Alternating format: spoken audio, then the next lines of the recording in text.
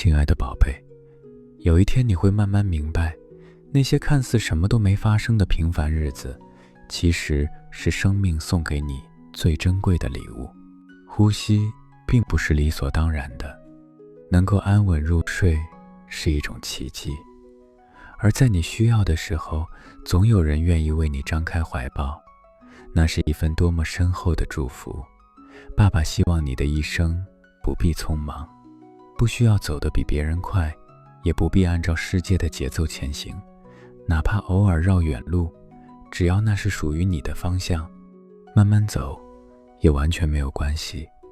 这个世界有时会催促你，比较你，要求你加快脚步，但宝贝啊，你可以按照自己的节奏生活，在属于你的季节里，安静的生长得坚定而从容。当你感到疲惫时，不必一个人硬撑，你可以依靠，可以停下，可以请求帮助。能够被爱，被接住，并不是软弱，而是一种温柔的勇气。宝贝，你已经做得很好了，你仅仅因为存在，就值得被深深地爱着。谢谢你今天也这样安静地成长，